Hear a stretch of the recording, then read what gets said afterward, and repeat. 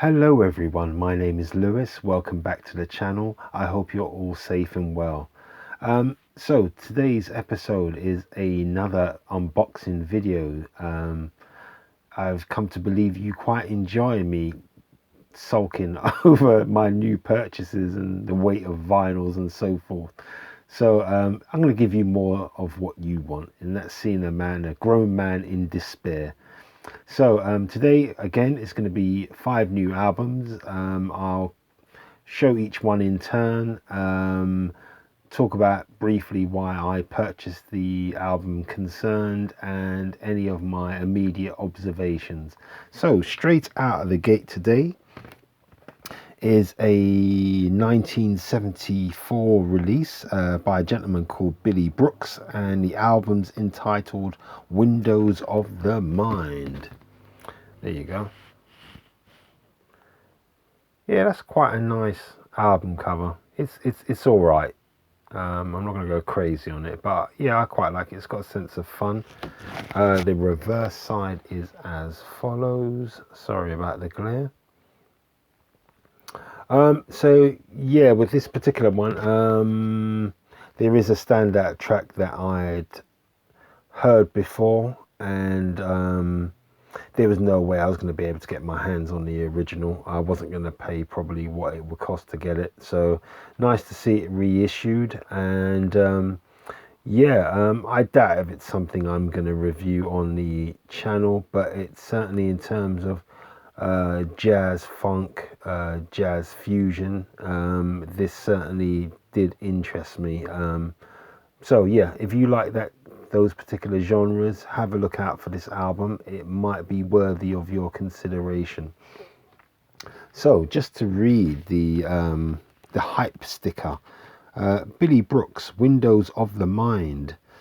Billy Brooks' very rare 1974 jazz funk album features the track 40 Days, famously sampled by A Tribe Called Quest for the track Luck of Lucian. And this was produced by Ray Charles. Wow. Yeah. So yeah, that's a nice little treat. So yeah. What I've heard of this album, it's right up my alley. It's lively, it's punchy. But yeah, if you're here for the jazz side of things, this might not be something you're interested in. But yeah, I'm super happy to get my hands on it. So yeah, that's the first album. Let's have a look at the vinyl itself. So the vinyl itself comes in, again, the standard paper inner sleeve. Sorry about the lighting, it's absolutely terrible. So yeah, standard there. The actual vinyl itself, that's wafer thin. That's wafer. I've felt worse, but this is borderline ridiculous how light it is. And it's not the cleanest either, and that's annoying me. It's on the We Want Sounds label.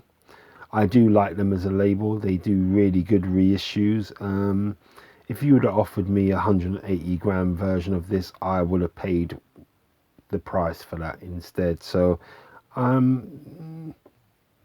bottom lips jutting out a bit. I'm not entirely happy, but let's hope with the other albums that I'm going to mention today that order will be restored. My balance and equilibrium will be, by the end of the video, restored to normal. But not a good start. Just not a good start. Oh gosh. All right, the second album today, and oh good, this is how you do packaging. I'm gonna go through it. So this is a 1973 kind of Latino, Latin jazz, Latin fusion album, limited edition apparently, and it's by a gentleman called Bobby Rodriguez, and the album is called Simply Macrame. Hopefully I'm pronouncing that correctly. And there you go. I do like I do I just like that face. It just kills me. So that's the actual front cover, and that's the rear. That's real nice. Apparently this is a limited edition, but the feel of this is absolutely superb. Why all other album covers are not done in the same way, I don't know, because the amount of money we're actually being charged for it, that's the least you could do. That's super. That's lovely. Did I leave anything in here? No. Yeah, really good cover, but that's not what makes it special. Although this is a lovely sounding album, particularly the track "Simply Macrame" is oh, there's a jazz track. I'm trying to remember what it does, but it basically, this is a homage piece to it. It will come back to me at some stage what the track is, what it's aping, but yeah, it's what I've heard of this, superb. Really happy to get my hands on it, and I'm glad other people overlooked it so I could have it. And if you knew about this album and you didn't tell me, what's wrong with you? Anyway, anyway, what makes this special is for a number of things. Now, that actual cover came in this, which is made out of yeah, relatively thick paper, and then it came with like a seal which you had to break. That's just lovely as a buying experience, having to slice through the seal to unlock your album. It's just a really nice touch. I'm not sure going forward how long this is going to last, because I probably can't put the album back into this, because every time you take it in and out you're probably going to damage it. But that's real nice that they thought about that. Oh, so it's got the blurb on this one. Fully remastered audiophile special edition of this super rare private pressing from 1973, featuring Simply Macrame, the killer Latin variation of Freddie Hubbard's Little Sunflower. Thank you very much for letting me know that. I wouldn't have remembered. Multi-talented lineup includes Matume on congas. This is going to be real good. On congas, pressed in the UK on 180-gram vinyl and presented in high quality tip-on sleeves. This collector's edition is limited to 1,000 hand numbered pieces. Yeah, whatever. You did your job, Jazz Detective Records, because that is superb. I like that. But you didn't stop there, did you? Because you know what, you guys are the real deal. Now I'm going to show you the actual insert for this record. Is it on both sides? Yes, it is. I don't know if you can see it, but there is an embossed the label design from Jazz Detectives. It's embossed into the paper here. Look how nice that is. That attention to detail is unbelievable. Wow. You know what? You did, before I take this out, just did real good there. So the actual sleeve itself is, as I said, it was embossed, so that's a really good sign. And it's the plastic lined version. They ain't no 180 gram. That just ain't. It's more 130, 140. It's not 180. So they're simply lying. You're just lying. That's a goddamn lie. Sorry, didn't mean to blaspheme there, but it's a lie. It's not 180 gram. It is a nice piece of vinyl nonetheless. Let's have a look at the label. Nothing too interesting there. It does have a bit of weight to it, but it's nowhere near 180 grams, and it isn't the cleanest either. But I'm going to put all those things aside, because what they did get right, they got it extremely right. So Jazz Detective as a label, well done to you. You did a really sterling effort there. So right, the next album is a 1967 release. I didn't know it was that old. Wow.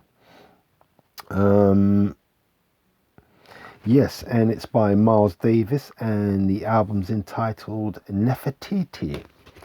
So probably quite a few of you out there have got this album. I'm glad to have picked it up because once I heard it, as you well know in jazz, Miles Davis's back catalogue is huge. It's absolutely huge. So, and I don't want everything that he's ever done. I'm not that kind of record collector. I buy what I like. I'm not a completionist or anything like that. I just buy what I like. And when I heard this, I reluctantly, and why I say reluctantly, I'll explain in a minute. When I heard it, I had to have it. It was just a no-brainer. But I've got a bit of a love-hate relationship with Miles Davis. I'm more on the saxophone side of jazz rather than trumpet. And truth be told, I like other trumpeters more than him.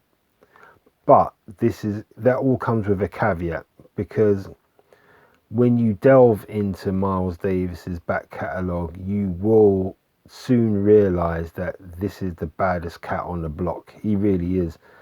I prefer John Coltrane, but John Coltrane's back catalogue I don't think matches up to Miles's in terms of quantity, quality, and concepts. I think Coltrane can do a lot of the same kind of thing at a high level. He can do that. That's not a problem. Miles extends the boundaries of what we think of as jazz. His creativity is unbelievable, and this album is a really good example of it. I think the other album, what blew me away, was In a Silent Way. I think that's what it's called. And yeah, I'm not saying that this sounds like it, but it's just, you have to acknowledge that Miles is a phenomenal talent. Phenomenal. And I think he is he's swinging the biggest in jazz for good reason. So yeah, really happy to have this. Although it's tinged with a bit of resentment, because I don't want to like Miles, but you just have to give him credit. He's just that good. So I bought it. I don't regret it for even, not even a nanosecond. Really good purchase. I look forward to giving this album a really good listen to. I may well review it at some stage. I see how I feel. Because it's not one of his kind of, like, as far as I know, one of his more obvious albums, I think I might review it. But I'll have a look on the internet, see who else has reviewed it. And if it has been reviewed a lot of times, then I won't bother. So, but yeah, really good. Really glad to get my hands on this particular album, nonetheless. The vinyl in which it came in, yeah, I'm quite surprised. It's a paper wallet with the plastic inner coating type thing. Yeah, I was glad about that.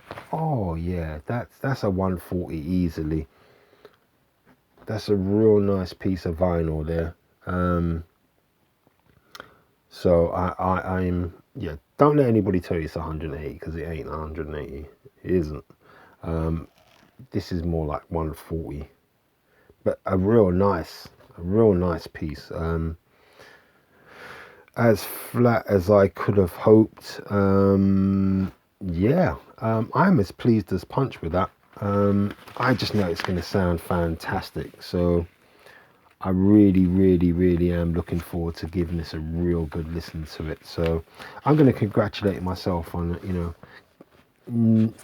yeah, my dislike of Miles Davis getting in the way of me buying, really good jazz. So I'm glad I overcome that particular thought. The fourth, is this the fourth album? Yes, it is. It's the fourth album today.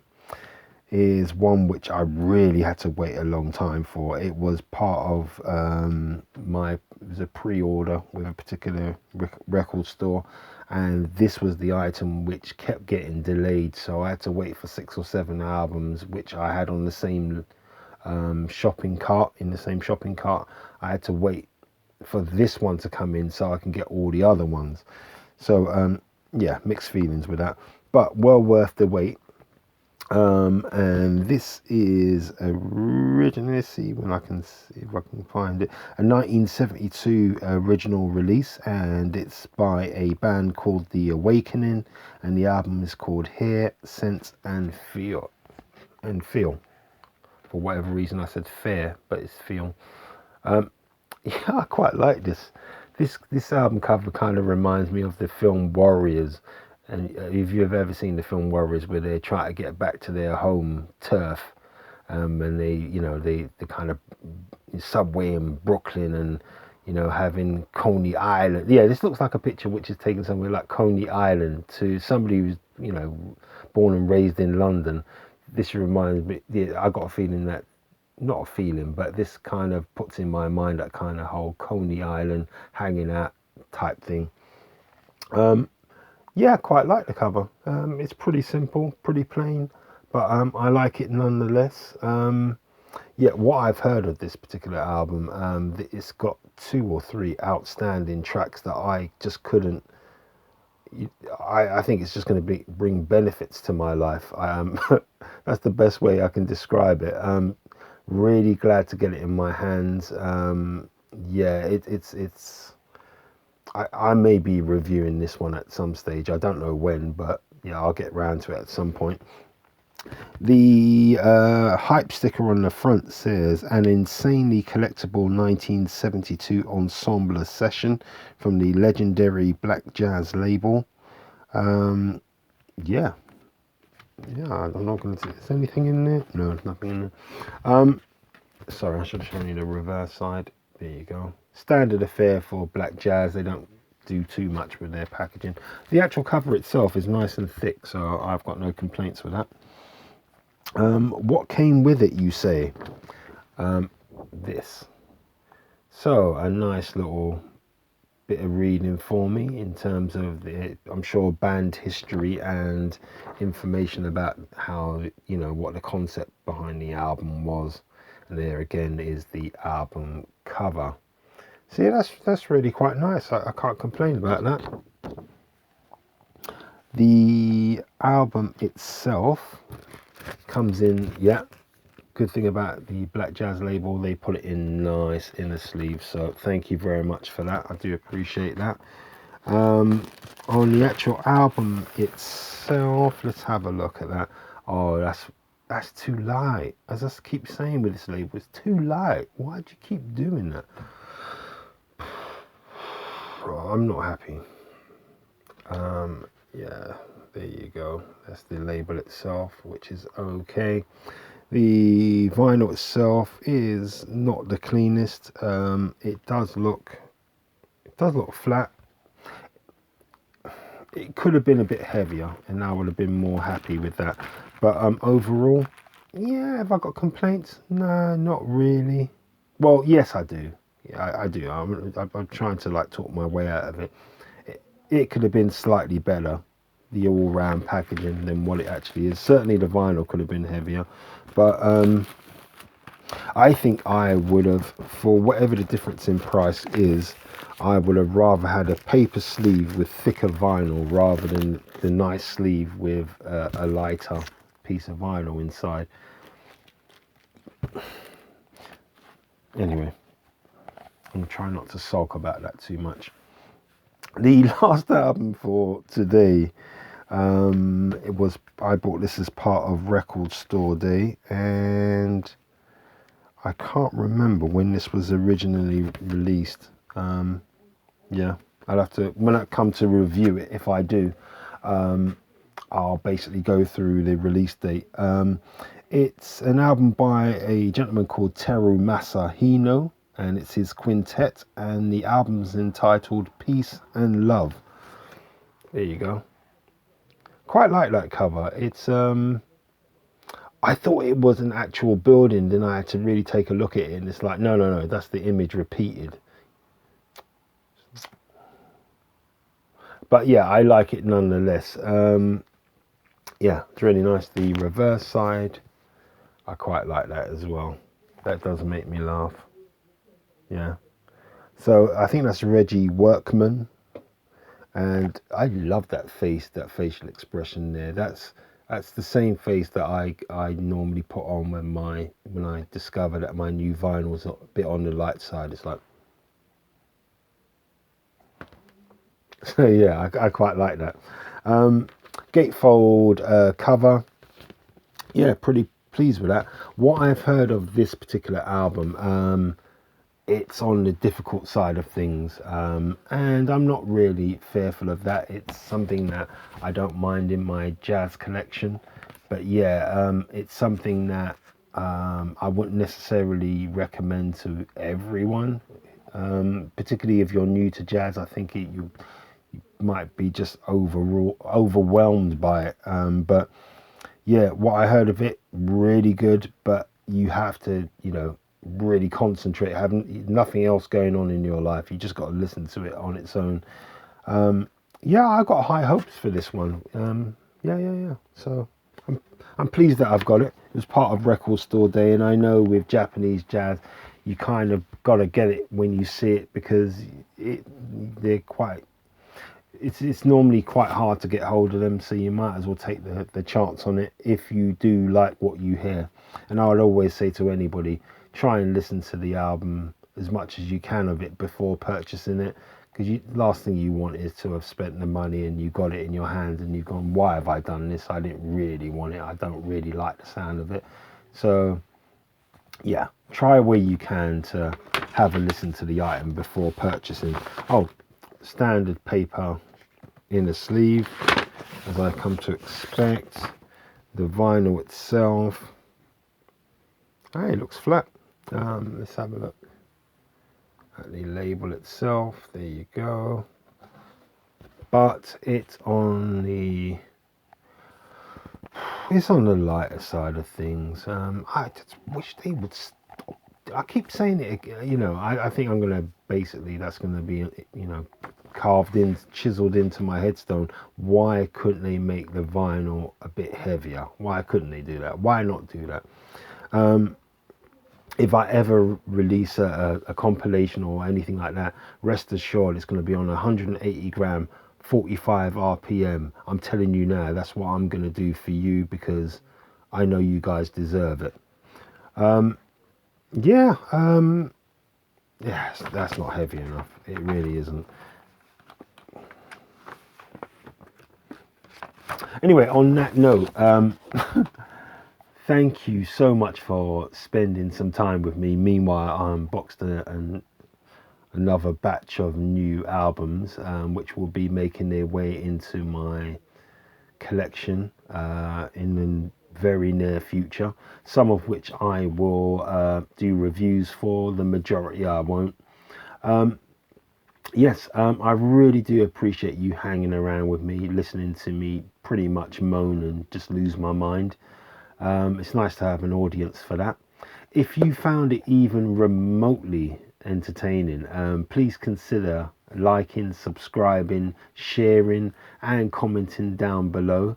If you have any suggestions for albums that you think I should be pursuing or should be adding to my collection, I'd be more than happy to listen to your suggestion and try and find that material if it is available.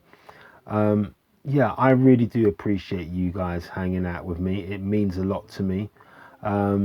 So until the next episode, please enjoy the holiday season. Stay safe, stay warm, and I will see you very shortly for the next episode. Hopefully you'll find it, if not as entertaining, just a bit more entertaining. So until then, look after yourselves. Take care. Bye bye.